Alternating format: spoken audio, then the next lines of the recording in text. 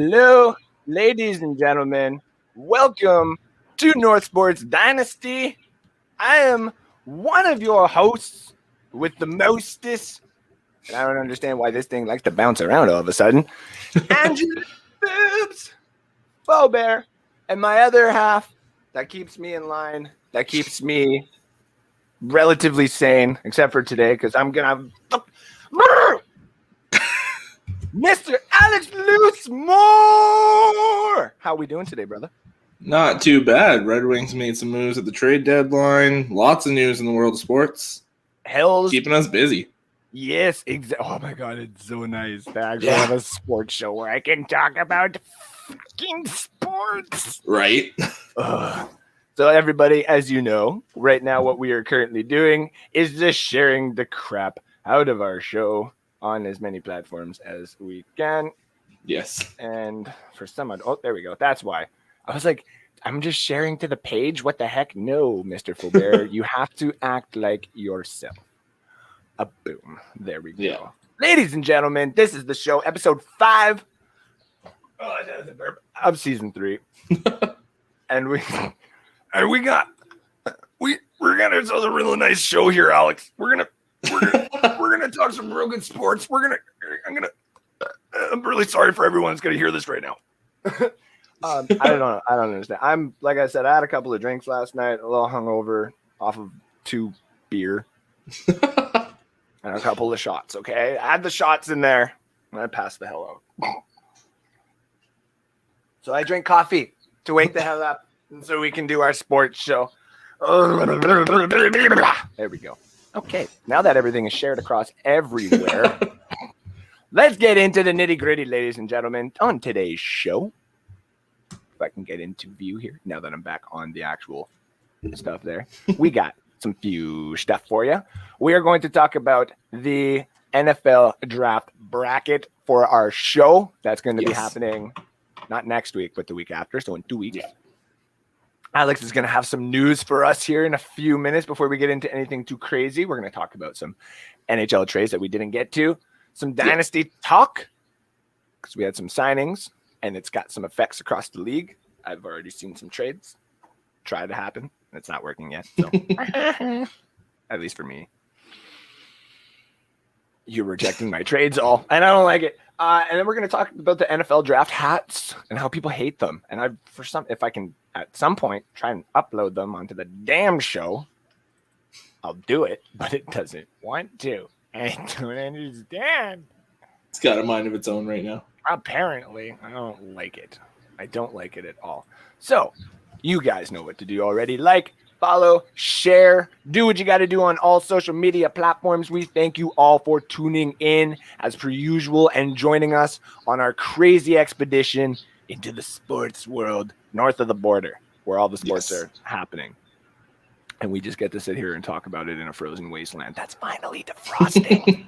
Yeah, about time.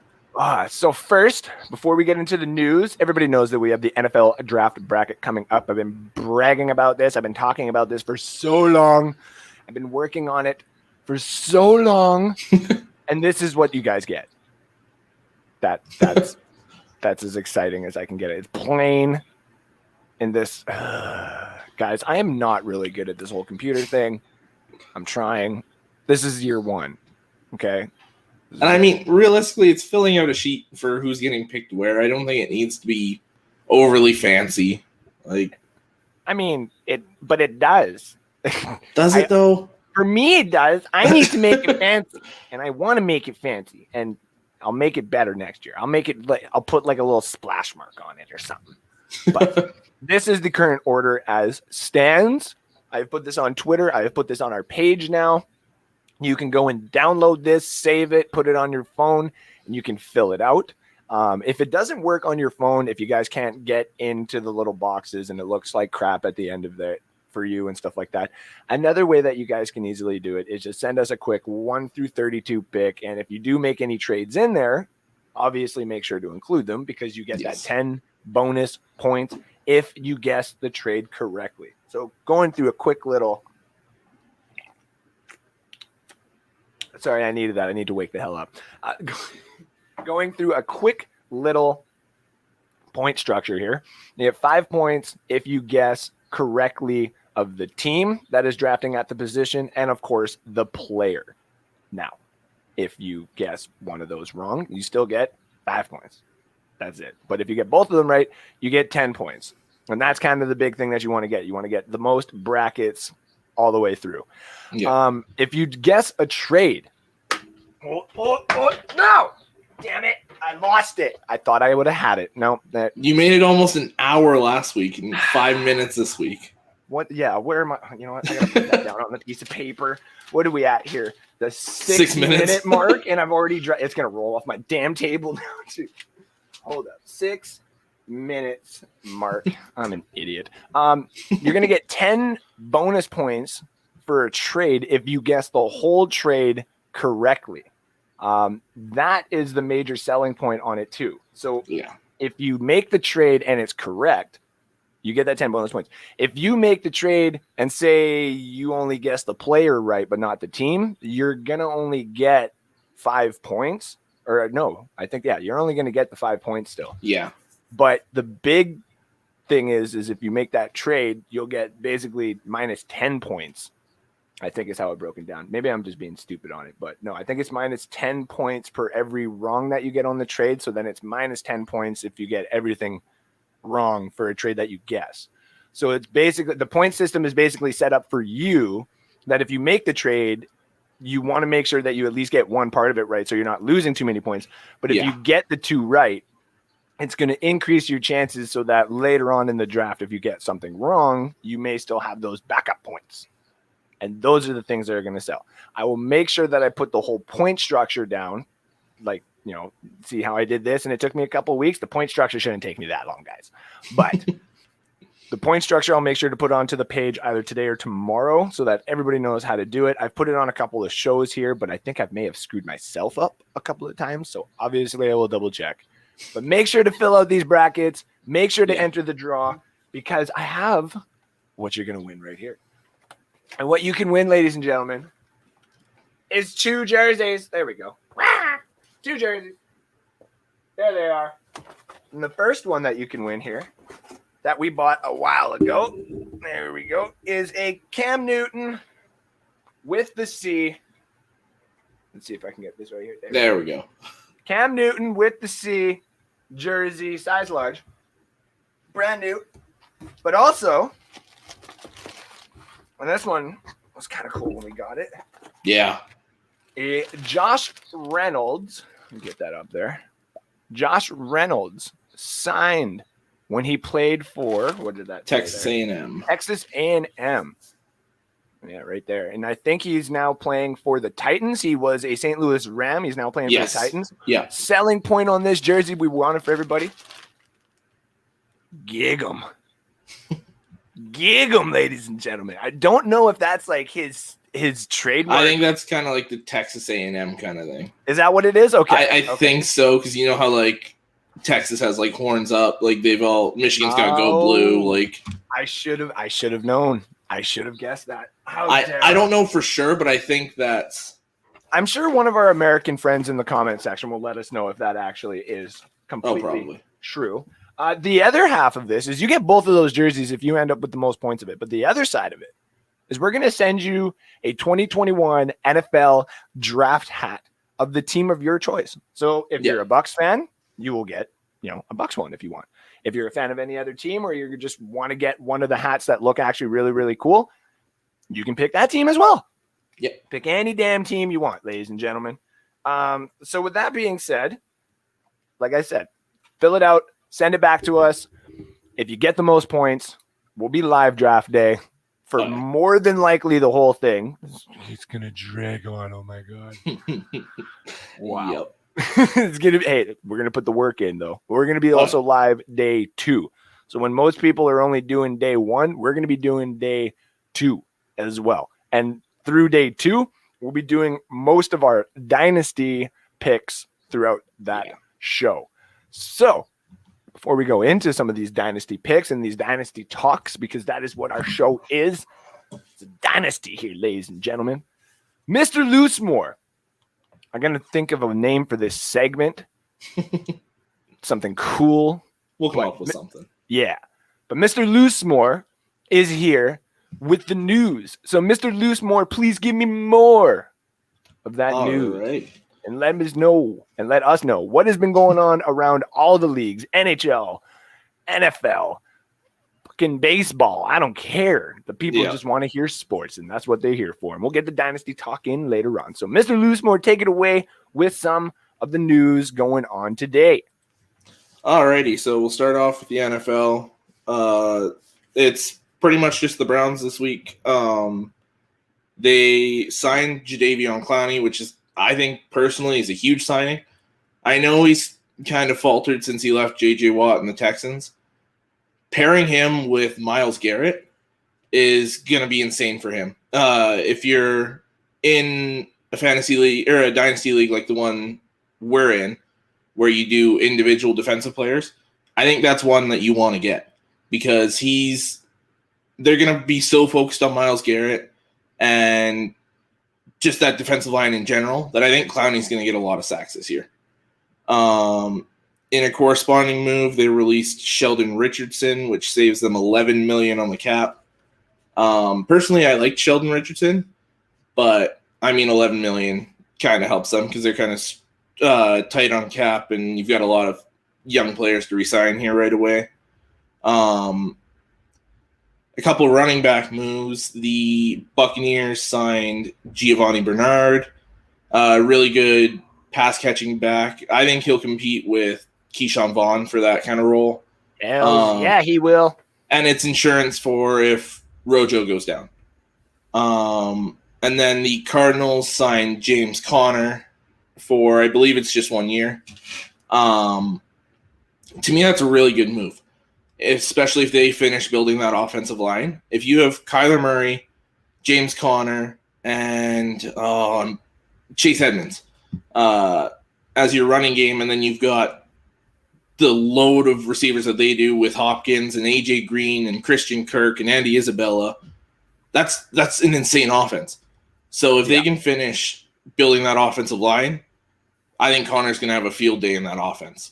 And we are also going to talk about Giovanni Bernard and James Conner and their dynasty future production and what we think is going to happen here in the second half of the show. So all you dynasty guys, stay tuned. What else you got there, Alex? So I'll move to the MLB because it's got the next fewest amount of news, I guess.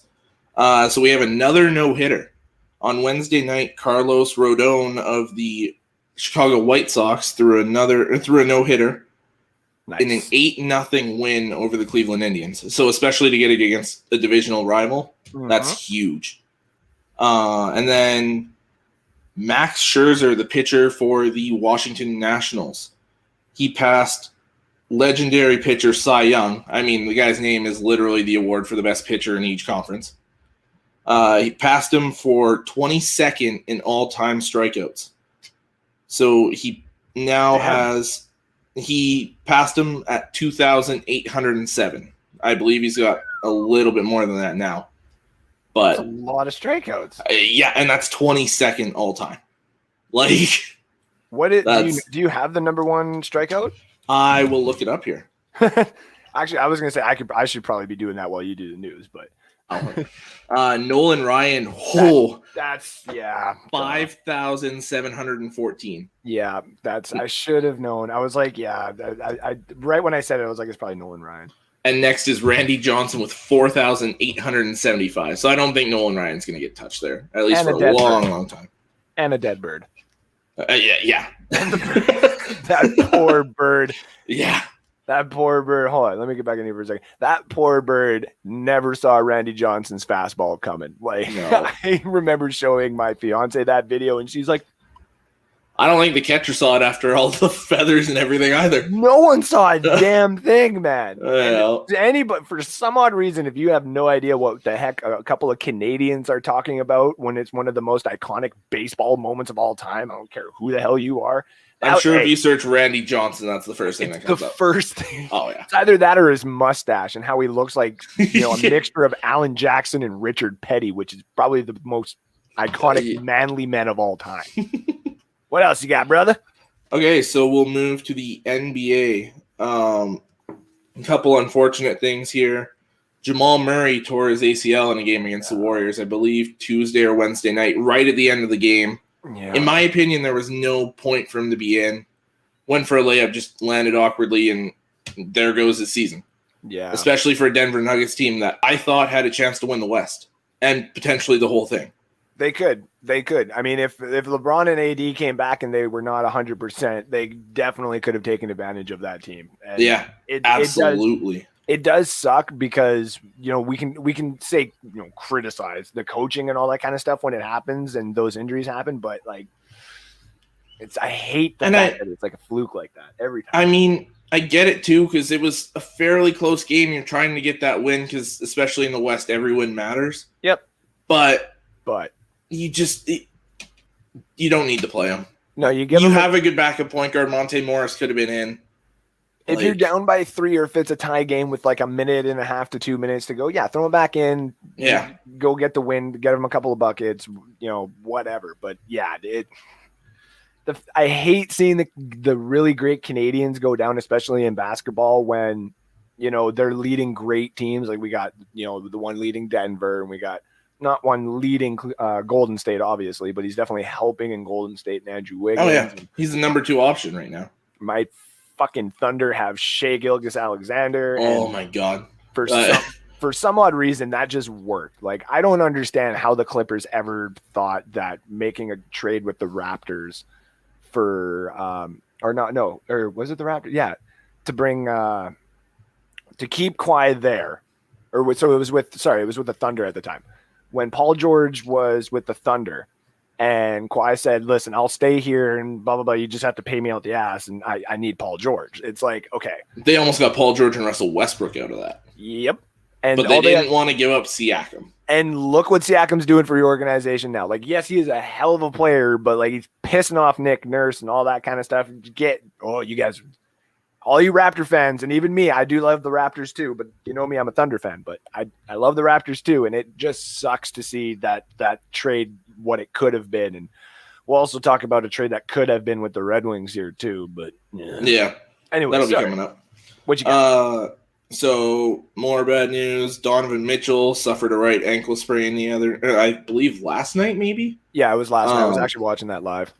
He's expected to miss several games. I'll leave the worst one for last year, NBA-wise, I think.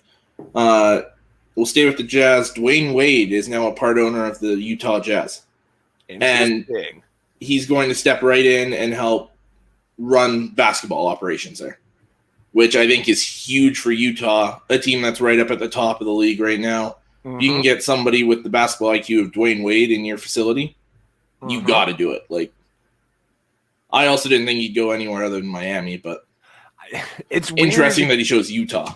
It's weird. I mean, it also could just be the openings that are there, right? Like we've seen. I just had it too. Like Michael Jordan owning the Hornets, for example, right? Like everyone would have been like, well, don't you think he would have wanted a stake of the Bulls? It's like, no offense, the more that he played for the Bulls, the more chance that he was not going to get a stake because the higher price it became. Yeah, it's just the way that it works. But I mean, also the Michael Jordan one kind of made sense because he grew up playing basketball in that area, like North Carolina. Like, to me, that one kind of makes sense. But you never know. Maybe Dwayne Wade was just like, listen, if I get a part ownership in a team that's been there, because like they've been there. Yeah, the Utah Jazz have been around for a while. Like we have a bracket kind of thing that we're working on right now where we're bringing in classic NHL jerseys versus NBA jerseys. Yeah. And in that, we are going to be one of the biggest things that we're going to do is, just take the best jerseys that we've seen from all time and break them up and have them compete against one another instead of in their own divisions, which you think would be a lot of fun. And it's going to be hard to pick which ones we're going to compete against each other. Yeah. But the Utah Jazz's purple, the Purple Mountains are definitely going to be on that list. So they're one of those teams that have been around for a while. They have, the right ownership. They have proper ownership, and they have this, and they have that, and they have everything else. The only thing they're missing is obviously a championship. Like the St. Louis Blues finally got theirs, and now they don't give a damn. They're like, listen, we got our cup. We're done. Thank you. Hey, Maple Leafs. Hi. I'm sorry, Maple Leaf fans. I'm not. Anyway, sorry. So yeah, like I agree with you. It's weird. Like, why Dwayne Wade doesn't have an ownership in the Heat? Like, what the heck happened? But at the same time, too, hell, if someone told me, like, Shaq owns ownership in the Sacramento Kings, for crying out loud, right? Yeah. And it's like, if someone told me, hey, you can have a piece of ownership in the Maple Leafs, and I ever became a millionaire or a billionaire, I don't want to talk about it. Anyway, continue on there, Alex. Let's go to some more news here. So Anthony Davis has been cleared to return to practice. Non-contact to start, obviously. Sounds like him and LeBron are both. Vogel said about 2 to 3 weeks before we should expect either of them to play. Okay. But to get them both back right in time for that play-in, if they're that 7 through 10 seed, or give them a little bit of time to work back in before the playoffs start, I think that's huge. Especially the fact that they're going to be rested. Everyone else has been playing the entire season. I think this works out well for the Lakers. Mm-hmm. MJ, it came out that Kobe, well, obviously, is going to be in the Naismith Hall of Fame, which is just like worldwide basketball. Mm-hmm. And MJ is going to be the one presenting Kobe. I mean, you couldn't really have anybody else, I think. If you wanted to go personal, you could do Shaq, but Shaq wouldn't even watch Kobe's induction because it hurt him too much. And yeah, I mean, I listened to that the podcast, I guess you would say, the two after Kobe's death, like on the Shaqcast, and I can tell you right now that was so hard for him to do even that, and it wasn't even like, he wasn't even being videotaped. Like, he refused basically too, I'm pretty sure. Yeah. Oh yeah. But yeah, like I can get it. I get it. And like even MJ teared up, but MJ is a little bit more of the savage, so he would stay on that stage and take the memes and whatever. Well, and Kobe, I heard something on First Take this week. It was Max Kellerman, believe it or not. Duh. And I actually agreed with this. Oh shit. If you look at it, so obviously MJ is not Kobe's father. Yes. But in the world of basketball, it kind of is that way. Mm-hmm. Everyone else that tried to be MJ failed. Kobe just about got there. It's true. You look at it, the numbers all are right there compared to each other. The 5 titles, all the MVPs, all that. He's the one that didn't shy away, and he was basically there. So I think to have the MJ clone, basically, MJ's got to be the one to induct him.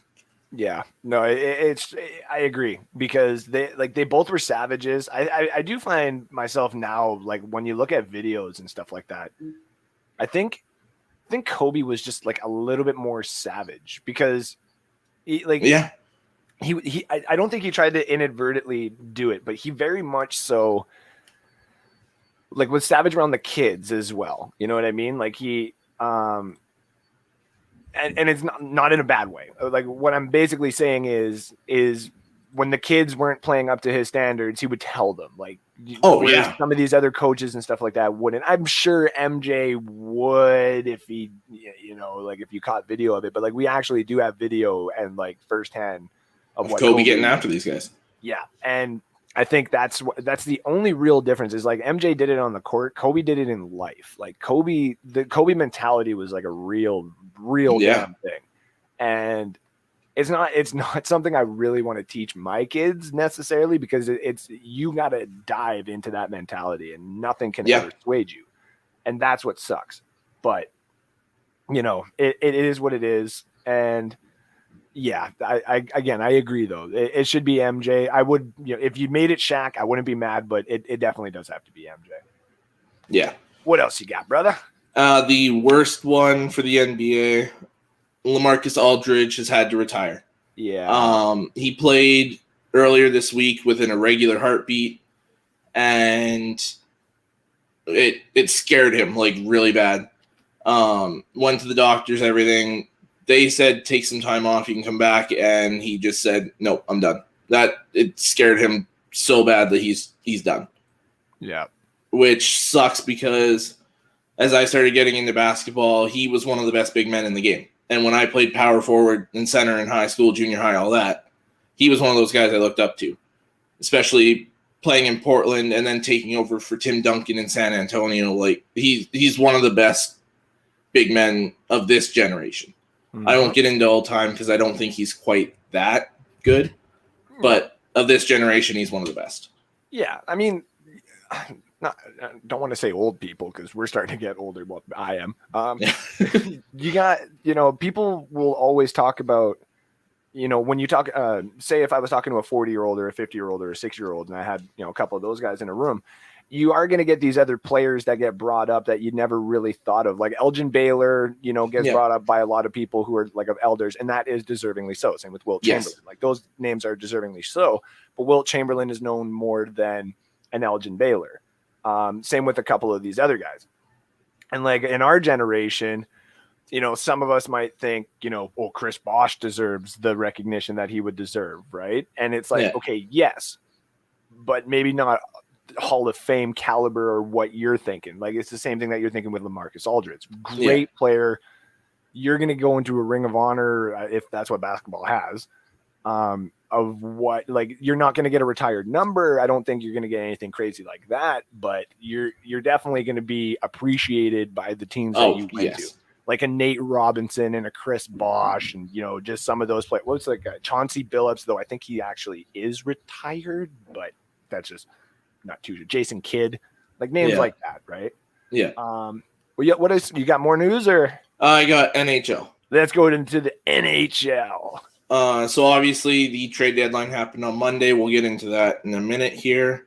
The Avalanche, Colorado Avalanche, have, I believe, 3 or 4 players on the COVID list. So now they've postponed their next 3 games.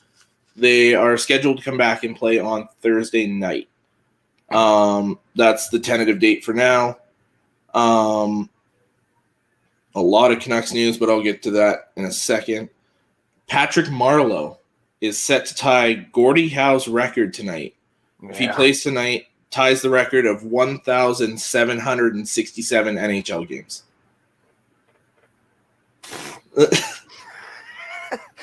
I think that's a pretty big deal. Like that's and I'm not like disputing it. Like continue on like that. I'm saying it more like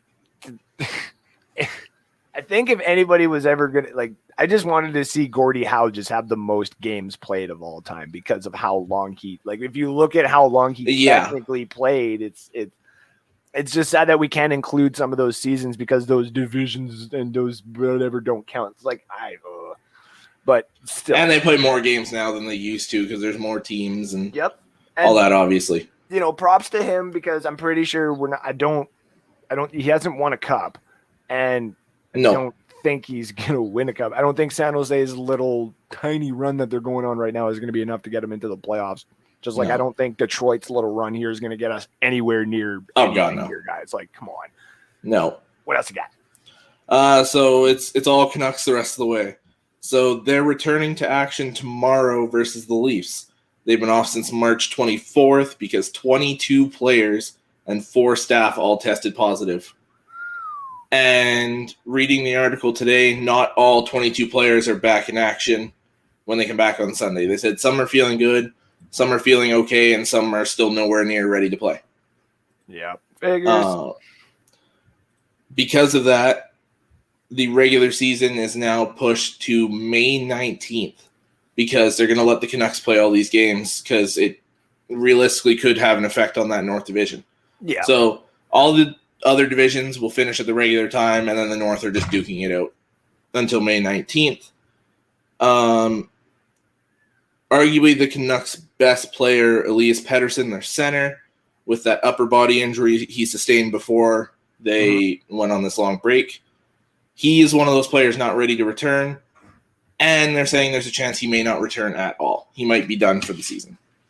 I mean, they're so far out of the race. I think the only reason why they're in it is because some teams need to play them for points that actually do matter. They're just kind of there to be like, hey, are we getting points off you or are we not? You're going to win a couple of games or are we not? What draft position are you going to get? And this, that, and everything else. I think there's only like 12 to 14 games left for some of these teams anyway, except for Vancouver. Like they still got a bunch. I get they've got like 20. Yeah. And looking at the board and stuff like that, unless they go on like this hella run, which I think would also be completely rude if the NHL allowed them to play all those games, have that much rest, and make it to the playoffs. And especially is it really rest though? Because a lot of them were fighting an illness. Like true. And I think being off almost 3 weeks here, they're going to be rusty as hell to start. Rusty as hell. That goes to the I think it was 2 years ago when the NHL was allowing the teams, and I think they still technically do when it's not in COVID, when they do the week break, most of those teams do not come back and obviously play well. So I do give you that. But man, that the rest aspect after that week though, right? Like when your body's all like rested and warmed up and like ready to like throw around, because like Vancouver's not a bad team. So no, they took Vegas to their limit last year in the playoffs. Like, yeah, don't tell my fiance that, she hates that. But, no, you're not wrong. I just think when it comes to Vancouver here, it's going to be so weird because someone's going to complain. Like, say Toronto gets first in the division and they get Vancouver in the first round, they get fucking swept. All Maple Leaf fans are going to bitch and complain. Well, and whoever gets bounced out by Vancouver, that too, yep. But especially if it's Toronto, because like they're gonna be like, I had to be locked up in my house for 6 weeks just to watch the Maple Leafs get swept by a fucking healthy ass Vancouver team. I don't want to watch my Leafs anymore. I'm boycotting. Cancel culture, the Maple Leafs. I'm gonna write that down. I'm gonna clip that. No, it would suck because I mean I would listen to some of those people where it's like, okay, like guys, I get it. I get exactly where you're all coming from. If the Vancouver Canucks were to go on this hella run and make it to the playoffs, and not only make it to the playoffs, like go to the Stanley Cup Finals kind of thing, yeah, you're going to piss off a lot of people. Oh, yeah. But I do, to your point, yes, it is an illness, whether you want to admit it or not. I don't care who it is. It's an illness. It's whatever. We'll just leave it at that. Yeah. And so you're going to have to deal with, what your body went through. And I get that. So, well, and I mean, you look at it with 22 players, that's almost their entire roster. Like, it's not like anybody really got that full rest, like healthy. Call up the minor team. Get me some more David Ayers. Oh, man, that would be fun. Just a whole bunch of like players that just don't really play. They're just emergency guys. Yep. What was great. The other guy for I think was Chicago a couple years before that too. Oh, I know who you're talking about. Yeah, I don't know his name, but I forget it. But I'm trying to get his card too. So if anybody's watching this and has his card, I'll buy it because I just paid $60. Where is he? It's over there. There he is. See if I can get a. Oh yeah. By the way, never mind. I don't want to say it now. It's like over there on that little thing. There we go. Right there. Right the tip here. Right where you see the tip. Right in the tip there, guys. The tip. Hold on. Let's see if I can get a solo on me. Right the tip here. See the tip right there. That is where my David Ayers card is. And I paid $60 for it because of just what the price is. Like it was like $150 before. I just had to wait it out. And some dude was really nice. And I was like, Jesus. So, is that it? Is that all you got? Yeah, just trade deadline now. That's all. Okay. That was the last of the news here for me. That was Loose More with the more news. Oh, well, that's not going to roll over, but I'm going to try and clip that anyway. So that was Alex with the news. We're going to go into just a couple of trades here, maybe just the one, because the one big one I wanted to talk about was the Detroit. Well, I would say there's a couple big ones here. Well, there was, yes. Okay, so the Detroit trade, though, for sure. Yes. So we got a first We got a round lot pick from the Washington Capitals. We got a for this second year. round pick for next year. And then we got Richard Panik. Yeah. Panik, or whatever you want to call it. Panik, yeah. Jacob Vrana. Yeah. Yeah, and that guy looks good. Yeah, he had a good first game. I like him. Yeah. I like him a lot. So we are very happy about that trade. When that trade happened, we're like, listen, as much as we want to have Mantha is like a Phil Kessel, a Taylor Hall, just a lot younger and a lot better. Yeah. And he just needed to go on a team that was winning. And we're Red Wing fans, and we know for a fact that we're not winning anything right now. No. We're not competing for anything. We're developing. We're trying to get there. Competing for the lottery. Yeah, basically. The Shane Wright draft next year is what we're going for. And Connor Bedard in a couple years. Have you seen that kid? Yeah. Oh, yeah. On pace for like 140 points in a full WHL season, and he's 15 years old. Yeah, and this kid is going to be like another McDavid, but probably a lot beefier, and that's scary. Yeah. But I don't want to be there for him. The Shane Wright one, I wouldn't mind being like, I won't. Hey, guys. Yeah. So that's the reason I wanted to say this one. Like, we're happy with that trade, but there was rumor of another trade that was out there for the Red Wings, for Mantha. And it was to the Columbus Blue Jackets. And now, obviously, this is still rumored until it's like fully confirmed. Take it with a grain of salt. But there was the opportunity for Detroit to send Mantha to Columbus for Keskalainen, which is basically their third string goalie right now. But he really good young prospect. Really good young prospect.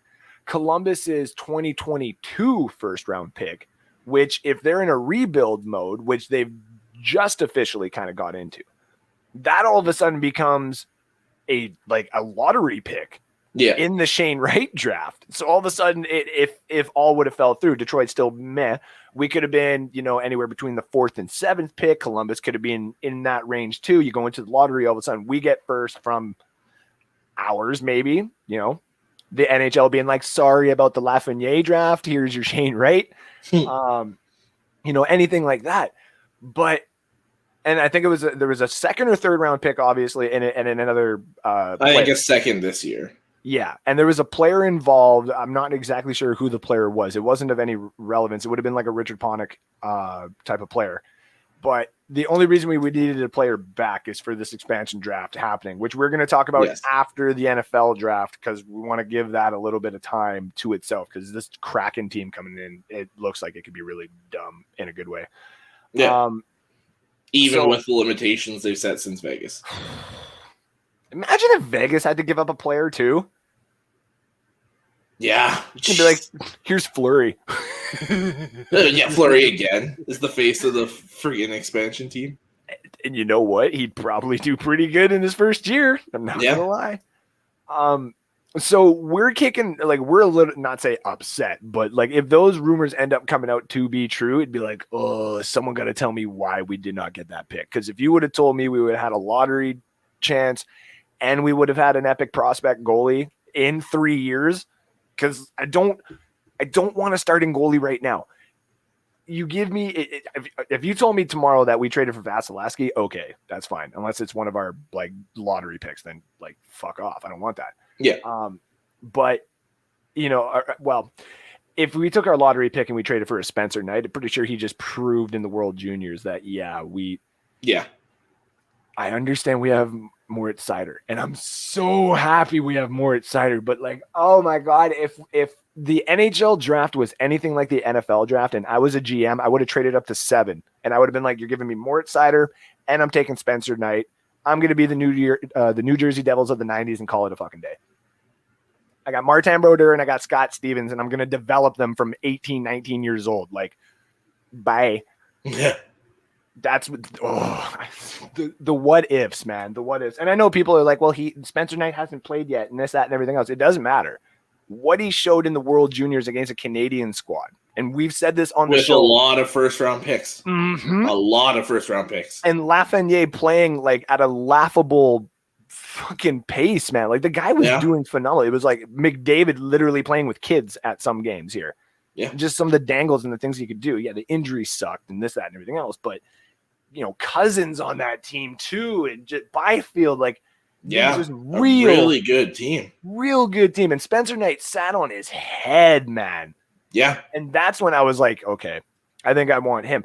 And even like Askarov was looking awesome for the Russians too. And even like in this draft, I was like, can we trade up again? Like, I know we're at 4, and I even said too, if we took Askarov at 4, I'm not necessarily going to be mad, though I knew it wasn't necessarily going to happen. Yeah. But man, I was like, someone just trade up to 9 or 10 and go get Askarov too. Like, come on. But everybody keeps telling me, oh, they're sold on Commu. Why? He's a really solid backup. And, we love all of our players and we respect all players around all leagues and stuff like that. We just run a show. We run a sports show. And we don't try to insult anybody here. But to our opinion and a lot of other people's opinions, Commu is just a freaking glorified backup. And he's not Chris Osgood. No. Though if he became Chris Osgood, I would take everything I said back and I would buy every damn merchandise that you had, buddy. So give us one or two other main ones, because I know Toronto traded for Foligno. Yeah, I was going to bring up that one and the Taylor Hall trade. Okay, yeah. So the Foligno trade first. Yeah, a lot of people criticized it because it was a first round pick that they gave up. Yeah, so Toronto got Nick Foligno and Stefan Neeson. Columbus got a 2021 first-round pick, a 2022 fourth-round pick, and they retained 50% of Foligno's salary. Mm-hmm. And San Jose, as the third team in this trade, got a 2021 fourth-round pick, and San Jose retains 25% of Foligno's salary. Yeah. So it goes Columbus to San Jose to Toronto. To me, I know a lot of people are upset about that first-round pick. If you're making the playoffs. Yeah. And so what does it matter? Yeah, exactly. If you go deep, it does not matter at all. And then this one to me was an absolute steal. Buffalo gave up Taylor Hall and Curtis Lazar and kept half of Taylor Hall's salary. And all they got back was Anders Bjork and a 2022 second round pick. Now, I've looked at some metrics that were out there. If Cousins and Bjork actually played to like the highest, caliber that they could, the power play would be so dumb. Like they would just slap it from those circles and just, if you save it, okay, now the other guys on the other side are just going to do the same thing. Like that is atrocious. Yeah. But still really dumb. And you guys could have gotten way more. Yeah. Oh, like you got a decent winger and a second round pick in next year's draft, not even this year's draft. And I get it. I get that Hall had the no trade clause, or he get to pick kind of where he went in this whole situation. But man, Buffalo, the fact that you had to give up Curtis Lazar too, like Lazar played really, really good in Ottawa. Yeah, and then he went to the Islanders, I think. Think so? And then he got signed somewhere else or something like that. Yeah. But, those are two players that if you put on a playoff team that's already pretty stacked, that's going to be a damn better playoff team going into it. And Boston all of a sudden has just become like a what the fuck team going into the playoffs. And, Taylor Hall might be a second-line winger for Boston. For Taylor Hall to be on your second line, $2 million. Boston's making a huge run at this playoff or this cup. Toronto, 2, because San Jose got 25. That's right. Yeah. Oh wait, no, I'm thinking of Foligno's. Okay, so then that's what all is 4. Yeah, 4. But yeah, Boston's making a run at this cup. The Islanders are making a run at this cup. Toronto's making a run at this cup. There's a lot of teams that are making a huge push. Pittsburgh's making a run after getting Jeff Carter. Hey, man, if Mantha keeps playing the way that he's doing in Washington, Washington's going to be pretty to good. Have Ovechkin, Kuznetsov, he's healthy. Backstrom. Backstrom, Mantha. And then the goalie. Oshie. Like, that's a loaded roster. Yes, sir. Oh, it's going to be a fun playoff. It really is going to be a fun playoffs. When or if they actually happen. Yeah. Sorry to be a Debbie Downer on that. So, ladies and gentlemen, that has been our NHL updates. Showed all that kind of stuff. Yeah, so before we get into the Dynasty talk, since we got some fucking comments here, there's a lot of comments today. Let's go to the fans. We got some good views here today, too. So thank you all for tuning in. Like, share, follow. I don't have anything to give away today, but we do have a contest. So if you haven't already seen, before I get to the comments, you can take this guy, see on the screen here. This is our NFL draft bracket. And if you want to win some jerseys, all you do is you download this picture, save this picture. It's on Twitter and it's on our Facebook page. I will put it up on the website later. Download it, save it, put it in your phone, fill it out. If it can't fill out the sheet properly, if it's too tight for you to fill out, I totally understand. I'm a horrible individual and I need to do better next year. I get it. And I will. But all you got to do is send us a list 1 through 32. Any trades and stuff like that you do. Remember, there's major bonus points if you get a trade right and major bonus points if you get the trade wrong. The person with the most points at the end of the draft first round is going to win 2 jerseys and a draft hat of their choice. And you get to be North Sports Dynasty's NFL draft expert of the year. And anytime that we talk about drafting and this, that, and everything else, we will refer to the winner of our draft bracket. Because now I'm going to start listening to that person. So, let's get to some of these comments. Johnny Dean, dynamic. Clowny the Clown. I mean, yeah, I think he's still overpaid because he hasn't really done much. It's just sheer power that he has. So yeah, and I mean, he's a freak athlete.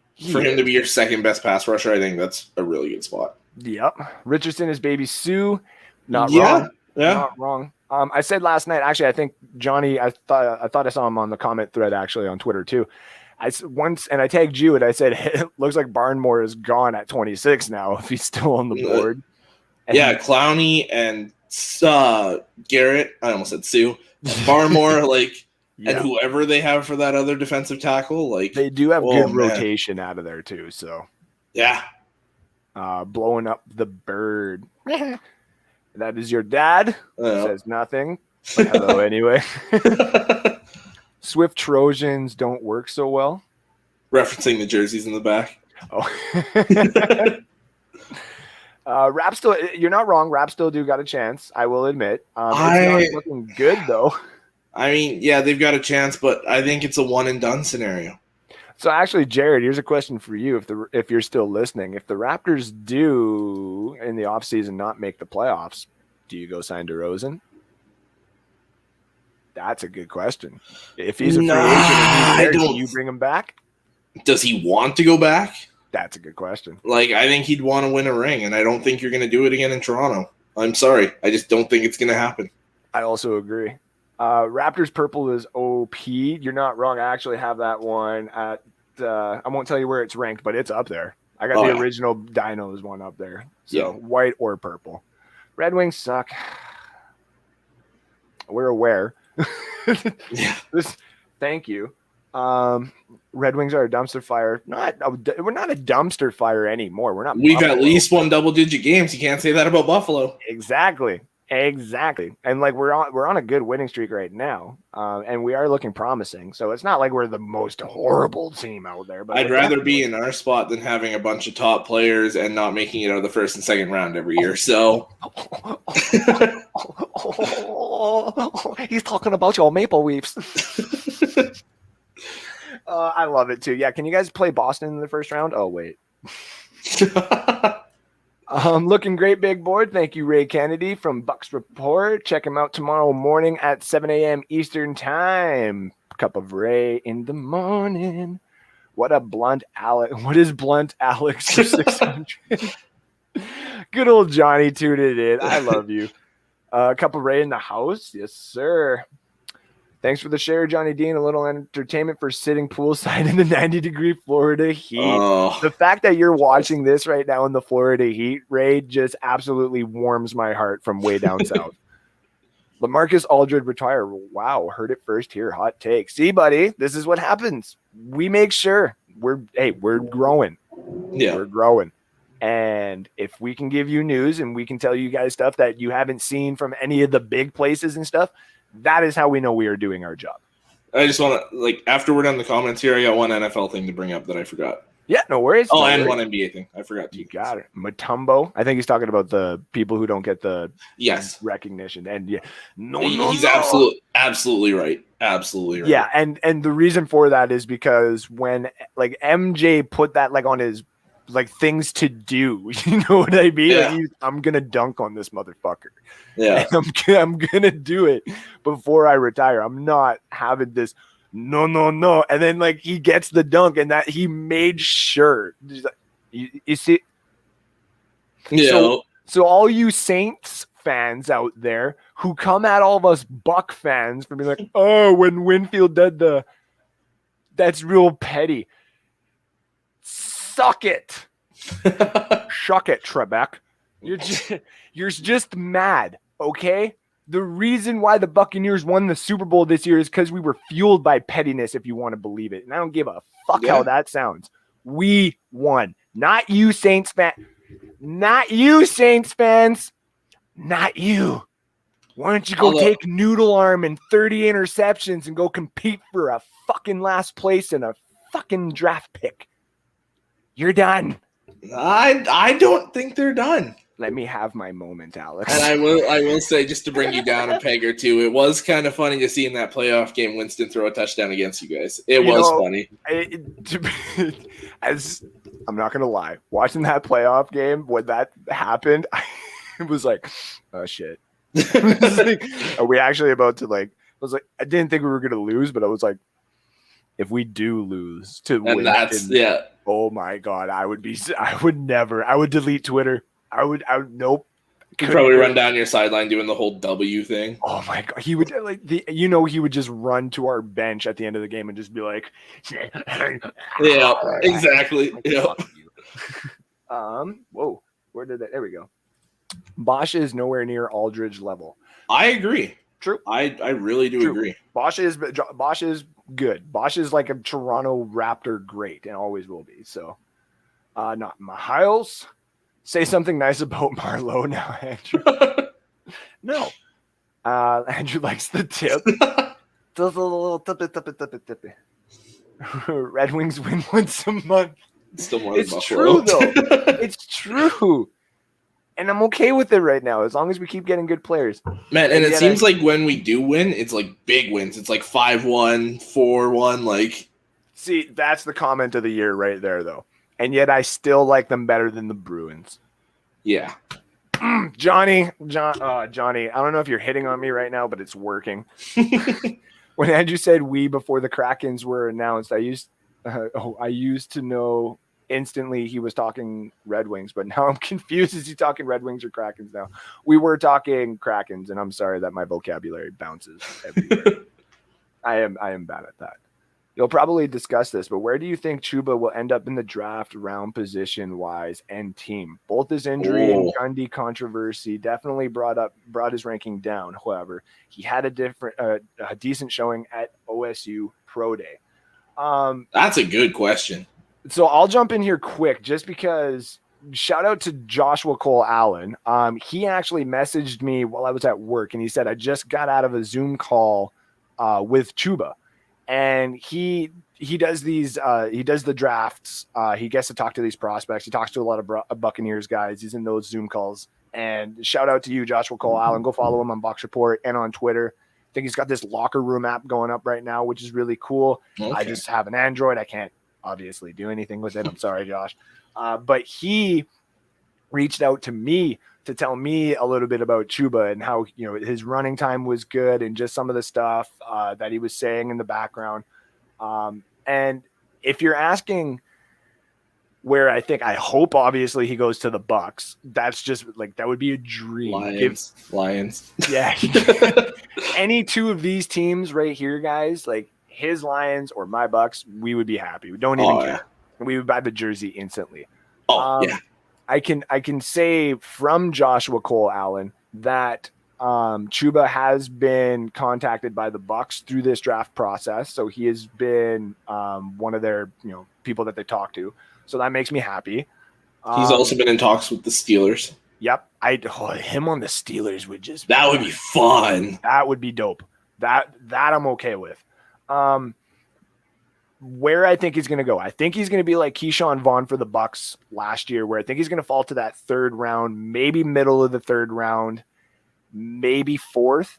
If he falls to the fifth, I also wouldn't be surprised. I think a couple of these other running backs are also climbing up the draft, so he may fall down into that category. But someone I think is going to take a chance at him in the third round, in the mid third round. And someone was talking yesterday on Twitter. I saw a video about a few teams that might trade their second round picks, or even if they're in the top round of the first round, they might trade back so they can accumulate these late seconds and these early thirds, because there's going to be some talent that falls, like these offensive linemen, especially running backs and offensive line.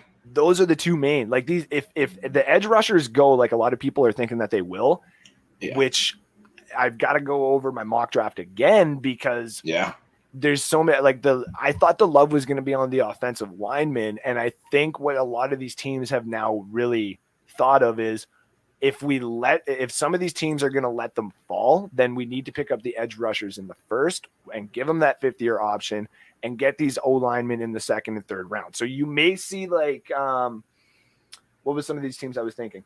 You may see the Jets maybe drop out of 23. You could see, even New Orleans drop out of 28. Yeah. I definitely see Buffalo falling out of 30. I could see the Bucks dropping out of 32. The Chiefs. I can see all those teams. And it's just because someone like, say, Seattle or the Rams or one of these guys, like if Ojulari is there, or Owe from Penn State is still available, hell, Russo or Phillips are sitting at. Phillips, one of those guys are sitting at 31 or 32. Someone going to trade up if these teams don't take absolutely. it. And they may offer like a king's ransom. Like, I can't wait until our mock drafts come out, because I want people to see what the trade I made in the top of the top 10. And it goes to what Indianapolis did last year. And that's the only real tease I'll give out. But just think about what Indianapolis did last year when it came to the draft, and think about what team is sitting at the back end of the draft that wants to trade up, mid to back end of the draft, that wants to trade up but doesn't have the assets. Just think about what Indianapolis did last year. Where do you think Chuba is going to fall to there, buddy? I would say anywhere from 3 to 5. He's probably, in most people's rankings, he's going to sit at that probably 6 to 8 range of running backs. And a lot of those guys are going to go mid to late second, I think. Yeah. So I think, early third to mid fifth. I will say, I was listening to the NFL Network the other night, and they were talking specifically about running backs. Mm-hmm. And a lot of those guys were saying that Chuba Hubbard is going to be the steal of the draft. Like, there's a lot of hype around him. I wish he would have had the combine in Indianapolis, because there's been disputed reports about his pro day, because it's just your scout stopwatch. There's been anywhere from 4.36 to 4.47 on the 40 time, I think. Which is a big. And I think he's personally closer to that 4.38 is what I would say, which is insanely quick for a running back. It's still quick. Like, this guy in high school and stuff was a world-class sprinter. Like, he was doing like Pan Am games, like sprinting against people from the States and Mexico, and like, the kid's insanely quick. Oh yeah. I say kid, but he's my age. Yeah. Lightning is struggling. Good. No. I wouldn't look too much into it. I think they're going to get some of these guys back anyway from injury. Yeah. So they're going to be deep. They're going to be a deep run. So Pro days are useless. Yes and no. Yes and no. Yes and no. I mean, look at what he was up at the top of the draft, anyways. But look at what that pro day did for Zach Wilson. True. I was also going to say, throw. Some people say Senior Bowls are useless. Some people say pro days are useless. Some people even say that. What's the other big one there? Oh my God. You think in the combine? No. For NFL, the preseason. Sorry, preseason games are useless, and this, that, and everything else. All have their pros. All have their cons. It just all depends on how you look at them, of course. See, and here's where it is. I agree and disagree. To me, it's useless for those guys right up at the top.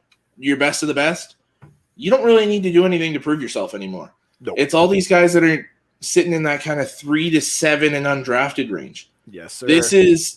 Look at someone like DK Metcalf. He was supposed to be like a 3rd, 4th, 5th round receiver, and then he had the combine and his pro day and everything, and he almost went in the 1st round. Looking like a fucking linebacker. Yeah, like it can really help some people. It can really hurt some people, but I agree. The top of the top does not need to do any of that. That's true. The Falcons could use his ground speed, and the Saints could potentially do a mini rebuild around the chosen Q replacement now that Breeze retired, where he could create a legacy. Thoughts? When he says the Falcons could use his ground speed, what is he talking about? Hubbard. Oh, Hubbard. Ooh, see, him in Atlanta would be fun. I don't want to see it. I don't want to see him in Carolina either, or the Saints. The Saints one, Kamara's still fairly young, but he does. Good point though. It is a good point. It's a really good point. Like any of those two teams that are in my division would do really well with him. I also think because his pass catching does kind of need work. Like if you're looking for a 3rd down back that you can respectively rely on, Pittsburgh obviously does make sense. What was the other one I was thinking of there? Jacksonville, just because Carlos Hyde, I think eventually will be done. So if Jacksonville took one of those 3rd and just wanted to shore up their running back room, that wouldn't be an issue to me. The Falcons, though, I do a little teaser for the mock draft for mine. I do have the Falcons taking a running back in the 1st round, but obviously not at number 4. So you'll just have to wait and see for that. So Jerry Martin says no, and that's to the DeMar DeRozan signing and stuff like that. That's fair. Who's the Marcus Aldridge? Johnny doesn't like baseball, and I think he's like half and half when it comes to basketball. Okay. Stop it, Alex. Andrew's going to change North Sports to Bucks Dynasty. Never. No. My team doesn't even have that many Bucks players. I know people on my Dynasty teams that have more Bucks players than I do. So as much as I love Godwin and Evans and the running back room, I traded for Vaughn, and it hasn't worked out for me yet. So but like I said before, going to the Buccaneers history, we would have to lose to Winston twice in the regular season to go to the Super Bowl and win. Listen, hey, I'm one of those people too that believe in the, like the statistics when it comes to the weird stuff like that. So like quick story, when the Buccaneers were on this playoff run, and you can ask Alex too, like I was a completely different person when it came to work. I was quiet. Yep. Which is not normal. First game against Washington, I think I was a little bit louder, but I was like, listen, obviously we, anything can happen, this, that, and everything else, and blah, blah, blah, blah, blah. Yeah. The second game against the Saints, I said nothing. Yeah. I didn't cock off. People are like, you're going to lose to the Saints. I'm like, it's going to be a really good game. It's going to be close and stuff like that. I hope we can win. Like even Alex was like, yeah, you fucking all right, dude. Yeah. And honestly, the reason for me was because, when we went to the Super Bowl the last time, we had beaten the Saints and then we had to get through them, or we had lost to the Saints and then we had to get through them. And this year it was kind of the same thing. But also for me, I did not want to be cocky. I did not want to be like, we're going to fucking own this season. We're the Buccaneers, man. I don't care who we play, man. We're going to win the Super Bowl and the belts across my you kind of did that in the off season. Well, yeah, definitely. I will definitely take ownership because that was where I was like, listen, this is where I'm going to do it. Because if for some odd reason, like what I'm saying right now is going to be reality, I'm going to shut my damn mouth. There was no, and that was the thing. Got to Green Bay, I had people messaging me, be like, "Come on, Faubert, say something cocky, do it, come on, get out of your self head." No, every single day there was the dude at work named Brady. Shout out to Brady. Every single day, I would see him and I would say, "In Brady we trust." And I made sure, because every time we won, I was like, "Okay, what did I do this week? Okay, Jersey on Tuesdays. Okay, say Brady we trust to Brady every single day. Okay, all right. At the end of every single day at work, just go woo kind of thing, randomly, like really loudly. Okay. When I'm driving to work on Fridays, we listen to Riders Anthem. So like I had a whole system to this, guys. I was not screwing with the system.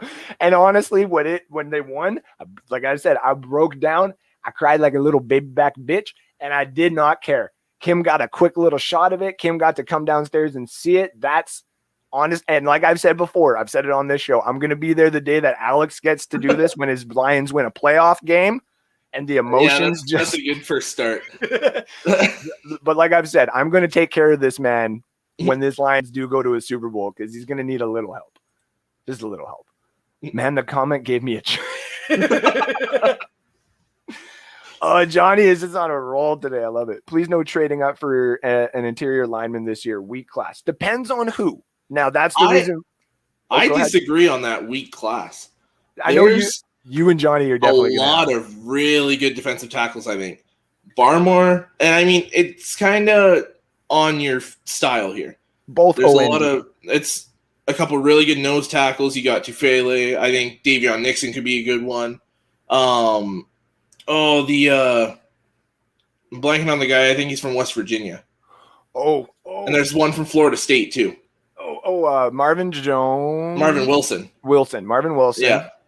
And then I know Johnny really likes Davion Nixon. I just know he has a little bit of off-field stuff. Yeah. But there is a lot of mocks having the Bucs take him at 32, which I'm also not that mad with. Him and Vita Vea together would just be destructive. And I think it's 5 really good ones, and then the rest is kind of weak. But they're just being devalued this year because there's so much depth at everywhere else. It seems like a weak class because it's 5 and then everybody else for D tackles. Where everyone else, you could go probably 8, 9, maybe 10 deep and find a starter. Like, this is a really good class for if you need a lot of depth. Yeah. And Johnny does agree with that too. I know he said that in a few shows where he said, this is a good draft if you want to get like depth on your team, like a good draft for the Buccaneers if you want to trade back and get into that second and third round and start getting depth there, so that you're not screwed when the teams later on, or like when this team later on for the Bucs anyway, inevitably has to pay out all of our players and we're left with just rookies. So again, with the 40 times 40 in pads rattling around your head, an obstacle course situation would impress. And I've even said that before too. I want to see the quarterbacks and all these guys at pro days doing it in their pads. I agree. Dude, what I can do outside of pads and what I can do in pads are 2 completely different things on a fucking football field. I can tell you that. Sorry, go ahead. No, go ahead. I was going to say, I would be the greatest mobile white quarterback you have ever seen in your entire life if I never had to wear pads. With this 40 time thing, I saw something when the combine was canceled this year. There, with all these advanced stats and all that, there's, I guess, some way to track. Well, there is a way to track like your in-game speed, and they talked about using that. Mm-hmm. And I think that would be a really good idea because, again, a lot of guys can run really fast in the 40 when they don't have pads and stuff on. But if you can run like Tyreek Hill fast, even Daniel Jones fast in pads, that's impressive. That's what I would want. And if you can catch, like if you're like Deshaun Jackson back in the day type speed and catching ability in the pads kind of thing, that's what I want. So. And again, because anyone can catch without pads. Mm-hmm. When the shoulder pads get in the way, you still got to be able to make that grab. Yep. Playing against him back in 2015, I've always been following the Chuba path in the NFL. Are you a big Chuba fan? I'm assuming there. You played against him. I've seen that talent in person too. He's special. Yeah. See, we're trying, guys. We want to get him on the show, and of course, we're still small time. So the more shares and the more follows we get, and the bigger that we get, the better chance that we got Chuba to bring on this draft, or bring on this show. And man, if we got him on this show, Alex is asking him the questions because I'm just gonna act like a girl the whole time. Be like, we got an NFL player. Teams pretty much lock their picks in after the Senior Bowl. The only thing in a pro day or combine that changes their board is the interviews. And I do agree. Now, there's a reason. this is the reason why I think Miami traded down, is because I don't think Miami is obviously taking a quarterback. I don't think they're going to build around Tua. Yes. And I think that they knew that they can trade with somebody and still get more picks and still get one of the 3 players that they wanted anyway. And that's the reason why they traded back up. It's because obviously they got their looks on, Jamar Chase or Kyle Pitts or Micah Parsons or Penei Sewell or Rashad Slater. Like one of those 5 guys for sure, I can almost guarantee you is going to be a Dolphin. Almost guarantee you. Quiddy Pay, if you want to toss like the Micah Parsons Quiddy Pay noise and getting there. But Parsons and Pay, like pass rusher isn't a huge need for you. That defense is loaded. Go offense. Yeah. Help Tua. Offense is your issue. Help Tua. In Brady and defense, we trust. Yes, sir. Yeah, there you go. Other people don't think this has any bearing on his career, but you don't think Winston will play better now that he got his head? No. So I know on other shows, David, I've said that I'm not like a Winston supporter and stuff like that. I do hope that he eventually does really, really good in his career. I do hope that he wins the Super Bowl, and I do hope he puts the stats on and stuff like that. The Twitter war of the Winston like stands, like the ones are like he can go anywhere and do this, right? That's where to me it just gets a little bit convoluted, I guess you would say, until he does prove himself. Now I do understand with the LASIK surgery and being put on Sean Payton's offense, I do think if he is given the bigger part. Yes, I think if he's given the full 17 game season to prove himself, I do think he can do good. I mean, you got to remember, he still went 9-7 one year with the Bucs. You can't tell me right now there's 32 better quarterbacks than him right now. No, but I could probably, if it was just me and you talking off air, because I don't want people to know this all, but I could probably name 22. But to name 32, no. I could probably name 22. Though. I was thinking right around 20 right now. And here's the thing with Winston, the LASIK surgery will help, but he's always been physically gifted. Yes. He's fairly mobile, yes. Cannon of an arm, all that, can make all the throws. It's all up here for him. Yes. And that's why I think the Sean Payton offense is the bigger part. Yes, sir. Learning under Drew Brees, like that's going to be huge for him, I think. Exactly. There are a lot of good average DTs. There is no Vita Veas in this class. Hell no. Love Nixon, Absolutely. But he would be rotation on the Bucs. For sure. And I do think any of the D tackles in this year's draft would have been the 3rd best last year. Mm-hmm. Derek Brown and Javon Kinlaw are better than anybody in this draft. Like, there's no studs, but there's a lot of really good players, I think. Yes, you're not wrong. Winston's eyes aren't the issue. And that was the other thing, too. It is his maturity. Absolutely. I do agree with that. But it's not like in a bad way. Like he's like, he's a really, really immature kid. No, it's certain little aspects, and certain other quarterbacks have that too. It's just, some fan bases will take that on, some cultures will take that on, and, some teams will take that on, some just don't. And some fans like us who before this year had nothing to really cheer for are going to hate on a guy that tries to flex when he's like, I threw 5,000 yards. So like, congratulations. We were playing from behind the whole time. So, and also that's a tough situation. He was in Florida his entire life. Tampa's basically his hometown team, playing for Florida State, all that. Mm-hmm. Being immature, being so close to all your friends you grew up with, all that. If he's not with the right crowd necessarily, that's a really tough thing to do. Yep. And true. to stay and be, especially the quarterback, you're the face of that franchise. You got to be the role model for like your young fans. Like to be in any sort of allegations, anything like that is not good for your quarterback. Like no, and it does suck for him. And I didn't want to hold, like, when that first stuff started coming out and stuff, it did suck. It hurt, and you gotta support him then. But you hope that it's still not true, obviously. I'm not saying I would wish anything like that on him, but it definitely doesn't look good. So before we end the show, we did want to get this quick Dynasty talk out. And we were going to talk about the NFL draft hats. I tried to get the pictures on here. We'll do that for next week. But the Dynasty talk. So obviously, Alex just did his league where we are doing the individual defensive players and stuff like that. Yes. It's the first time I've ever done a league like that. So it was a little bit fun. Got Devin White. Woo. We've got a lot of people who've talked to me about Dynasty. And, it does take obviously some, interest to keep the same players and, everyone likes doing the redrafts and stuff like that. So people understand that we are going to do one of those drafts this year. We are going to have like a me and Alex and maybe a few fans and stuff like that. We'll have like a big pool of names, and we'll take all those names and we'll randomly do one, like say with maybe me within one league if we have enough, and then Alex in another, or if we have like a small group, we'll just do one big group where we do have a draft, and we'll make it fun and interactive with the fans. Just know we can't do the Dynasty with you guys. It's all set up. Like we actually have a waiting list now for people to get on our Dynasty league, and I don't think anybody's leaving, because the guy who's got the belt, I'm coming for it. And there's a couple of these other guys that are like, nah, as long as we can make sure Faubert doesn't win, we're good. So, and I will say with the Dynasty, that league that I set up, there is like to keep your same players every year. Yeah, some people aren't a fan of that.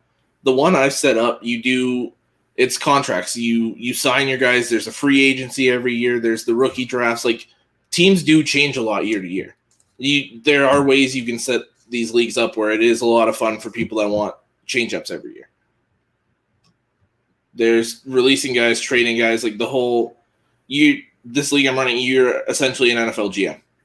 Yeah, like you actually get to like play with the money and stuff like that, which is something that me and Alex have obviously, when you look at our show and stuff like that, if you guys have seen some of the analytics and, for example, like this board beside me, like I can't, as much as I would love nothing more than to show people this board, this just gives away, this is my war room. Like this is essentially my war room that I'm in. Like, I'll show you guys here. This is my office. This is literally where I do most of my work. But the things that you guys don't see right here on this side, like this big board, this is where all the money, this is where the show and the stuff like that me and Alex work on. Like this is say my stuff, but this is also the show stuff. I take all the stuff that Alex says to me and we put it all right here. And the only reason I don't show anybody this right now is because this is literally the war room right now for my mock draft 3.0. And yeah. So, and for a lot of people out there too, who've asked, what about us? How do we get our info and stuff like that? We have our ways of doing it, with our player rankings and stuff like that. And believe me, it's not easy. No, it's really not. I'm not a computer guy. So I can't just put all the names in there and then start doing these rankings like on Excel and then, have them average out and this, that, and everything else. I literally do it on a board and then I put it to paper, all the averages, and then I go through all the names individually and go from one to the end and stuff like that. Yeah. Alex does the same. And it's not easy. Got a whole yeah, exactly. That was for the free agency in the other league I'm in. That's literally my whole planning everyone's cap room, who they've got to sign. Like, and like when we do this, we're trying to give the best content out there, and we're obviously trying to build something here that's never been done before. Obviously, fantasy football has existed for a long time, right?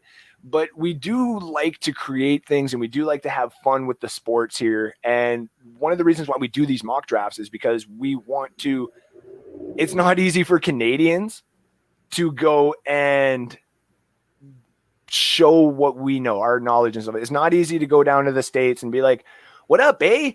We've been studying the CFL for, a long time there, eh? And a boot to this and a boot to that, and we bring to the maple syrup and stuff. They don't really care for us that much. They don't get to see. We don't get to see that much sports. So the more content that we can get from the States and these videos and these mock drafts and stuff like that, they help us immensely. Yes. Because like when we've done this show, Alex has taken some players and watched film, and he relays it back to me. And I've watched film on some players, and I've relayed it back to him. And that's the way that we've built this so far. And when we get more people, if eventually more people decide to hop on with us, we might have people that, if it gets bigger, we'll have people working around in the background, I guess. And if they want to pop on, we'll obviously do that. But we got to build it. And in order to do that, we have to do our work first from the ground up. Yeah. And if that means every single year for the NFL draft, because this is our bread and butter, it's the NFL draft. Oh, yeah. We are going to work on the NBA mock drafts and the NHL mock drafts soon. Understand those are just harder because they have a lottery system to them. The NFL draft is just, once the season's done, where to start looking, right? Yeah. So with these ones, until we know the picks for sure, we're trying to figure out a proper system to obviously do it and this, that, and everything else. But Dynasty and mock drafts are our bread and butter. We don't make any money yet. We're gonna hopefully eventually. But we have fans and we have other Canadians that look out to us as we filter all the stuff from the States and from all around the world and everything that these people are saying, because we now know how to study the difference between when someone goes on social media, like we're talking like a big person. We know what these smoke screens are. We know what the truth is. And sometimes we don't, but we literally have like this section in like our books and stuff like that, where like an Adam Schefter tweet, we have to remember that in all of our stuff. And it may sound dumb to some people, but it's true. I mean, when you look at the Baker Mayfield draft with Cleveland, nobody knew a damn thing. They thought, I think it was Sam Darnold. Yeah, was going the Cleveland Browns owner was in the stands for that pro day, so everyone was like, lock it in, Darnold to the Browns at 1. And all of a sudden Mayfield. And it was a tweet. It was a tweet that existed before the pro day even existed. I do believe by Adam Schefter that people were like, nah, whatever, right? And all of a sudden, 3 days before the draft, it was like, I'm pretty sure Baker Mayfield was getting drafted there. Yeah. And look what happened. So everything can say that the system fits this and the system fits that and the player this and the player that. We build this off of all of that and all those analytics. But then we also take in this new age of analytics, which is literally what some of these insiders and these other analytic guys are saying. We have to take those into consideration. And that's the one thing that a lot of these other shows are missing. And it's not to shoot them down or anything like that. It's just we're trying to build something new here. And it's hard to do it when there's only 2 people. But when it gets big and this starts taking off with the things that we can do and stuff like that, it's going to bring on a whole new aspect to mock drafts and to fantasy and dynasty and all that kind of stuff. So we only got like a couple minutes left. So we're going to we'll save the dynasty talks for next week. For like the big signings, we were going to do another segment, but it's going to take like a little longer. Yeah. So I didn't want to extend it too long. I do have a couple, those couple things. Yeah. What you got? So, and I'm shocked I forgot this one because it's my favorite team. Yeah. The Minnesota Timberwolves will have a new owner starting 2023. It is Alex Rodriguez, oddly enough. And it was hilarious because that night they asked the first overall pick, Anthony Edwards, about what he thought of Rodriguez as the owner. Oh, yeah. And his response was, who's Alex Rodriguez? Yep. He had no idea who Rodriguez was. No effing clue. Which to me was hilarious. And then another big one that I'm shocked I forgot. Julian Edelman's retired from the NFL. Yeah. And the reason I wanted to bring this up is because people are talking about him to the Hall of Fame. They need to stop. They have to stop. Like, I agree. Torrey Holt's not in the NFL or the Hall of Fame. Hines Ward isn't in the Hall of Fame. Like, Devin Hester should go in before Julian Edelman. People are talking about the second in all-time playoff yards and everything. You're playing with Brady. You're in the playoffs every year, playing multiple games. Of course, you're going to be up there. Stop with the Hall of Fame talk for him. He's nowhere near Hall of Fame. Say it for the fans in the stands. Nowhere near. It needs to stop. And for years, with Edelman on that roster, people were saying Brady had no weapons, and all of a sudden you want him to be in the Hall of Fame. Stop. Mm-hmm. No, dude, we're not throwing they're like, oh, Super Bowl MVPs. Okay, does that mean Dexter Jackson all of a sudden is getting into the Hall of Fame? Yeah, does that mean there was Super Bowl 14 or something like that had a random dude that you never even heard of either win Super Bowl MVPs, right? Malcolm Smith won an MVP. Thank you. The thing is there's exceptional players that deserve recognition, but not for the Hall of Fame. And it sucks that we don't have this Hall of Fame for them to just go into. There's no Hall of Good. I'm sorry. There's no Hall of Good. Dude, this is an opportunity for someone like Barstool or places like that to be the Hall of Fame of badasses, just legitimate athletes who couldn't get into Hall of Fames because of, career longevities and all these ins and outs and stuff like that. We talked about on the Bucks Report show the one time there. It's just get Bo Jackson to the Hall of Fame, I think it was. And it was the stats here and there and this, that, and everything else. It's okay, but if we're talking about longevity, it didn't work. If we're talking about the injury, it does suck, right? And if you take those things away, obviously shouldn't be in the Hall of Fame. And even some of the numbers shouldn't technically be in the Hall of Fame. But the man was a Techno Bowl. The man his impact on the game. Exactly, right? So in my opinion, Barstool, if you want to partner up, if anybody out there wants to partner up and you want to create a Hall of Fame of badasses and stuff like that, understand that I'll be your commission. I'll be the dude. Oh, I had his name. The Hall of Fame dude that knocks on your door. Oh my God. All these football fans are screaming at me right now, too. I just saw a commercial for it today. Yeah. You know for a fact that if they hired me, I would let this beard just grow and I would just knock on people's houses, doors and stuff like that and be like, Bo Jackson, welcome to the badass motherfucking Hall of Fame introductory. Can I come in? It's really hot out here. All right, let's get into a couple of these comments and then we will get out of here. Winston. Oh, yeah, no, we did that one. Yes, Johnny, I can't argue that point. David Mosier, the thing is with me, Winston in his first year at Florida State as a starter, they didn't make him wear contacts and they won a national championship the following year. Yes, he lost a lot of players to the draft, but they made him wear contacts and then he started throwing interception. And I always wondered, did the contacts actually hurt him more or did they help him? It's still a wait and see game there, David. I mean, again, not trying to be a Winston hater or anything like that. It's more like we just got to wait and see what he can do with another full season away from Dirk Cutter and Lovie Smith's system and 1 year of Bruce Arians. And it was a shitty situation.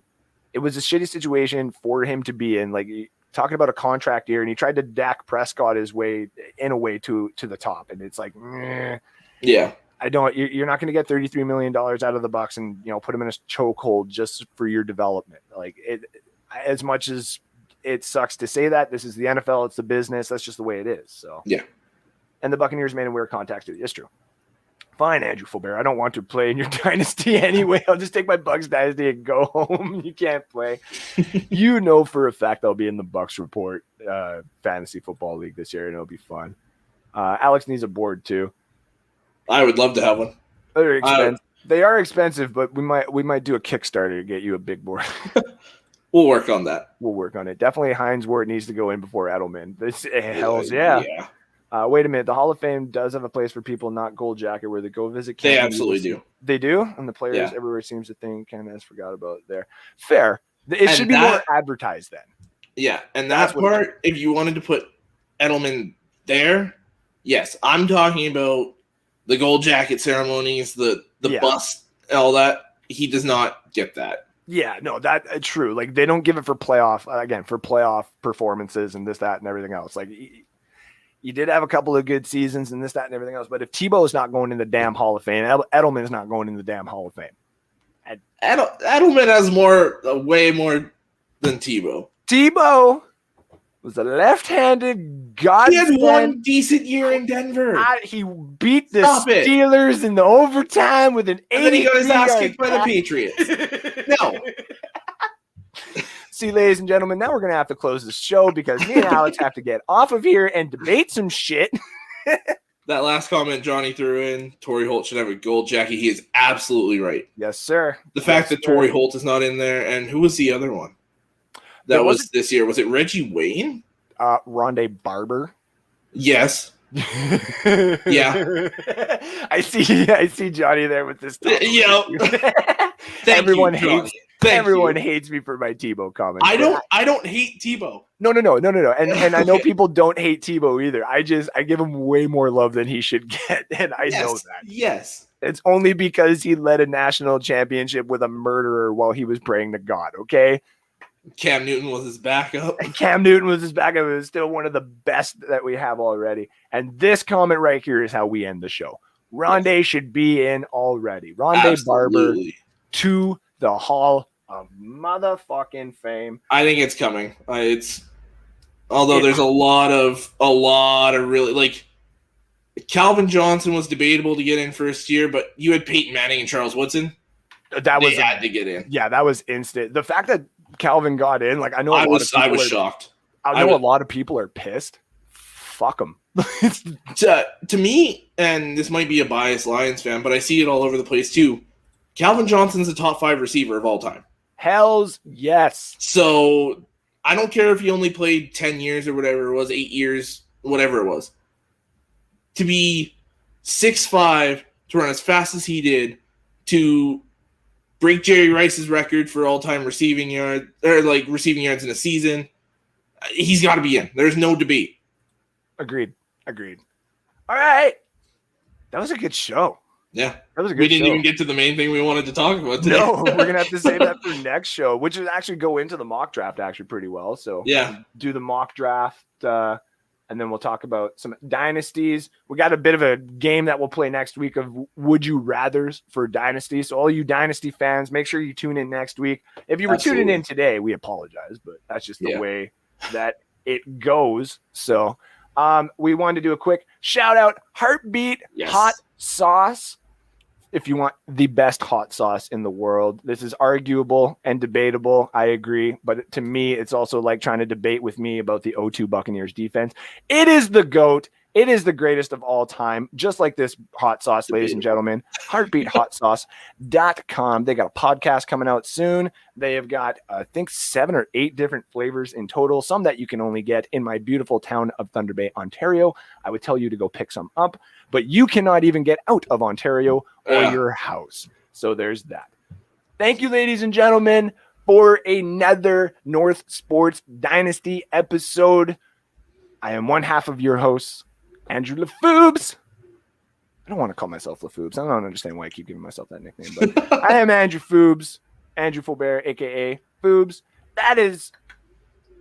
Yeah! You've been on it today. That is Alex...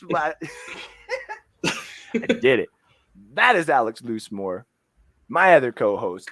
We are the hosts of North Sports Dynasty. We thank you all for tuning in today. All the comments and all the love. We appreciate them in and out. We will talk to you next week where we got our Dynasty special, where we talk, the Would You Rathers, and we got our mock draft. That's the special. There we go. The mock draft special is next week. 3.0 final ones of the year. Remember to get your NFL draft bracket at Twitter. Fill it out. Send it in whenever you want. Obviously, if there's any trades, go back, fill it out, resend it. Your deadline is 12 o'clock our time. That's Mountain Time on draft day. Alex, again, thank you very much, brother. Thank you. Thank you to all the fans for tuning in today. Yeah, you guys are awesome. Makes it a lot of fun. Yes, like with the interactions and stuff. That's the reason why I like this Saturday spot. All the people on the East Coast are just hanging out, smoking the League of Vitamins and stuff on the beach and shit. And we just up here loving life. So thank you all again. We'll talk to you soon. We'll be here next week. And check us on all social media platforms at North Sports Dynasty, Twitter, YouTube, Facebook. You can follow us. He is at Loosemore65. Yep. On Twitter. I am Andrew_Faubert on Twitter. And we thank you again. Have yourselves a great weekend, and ciao for now.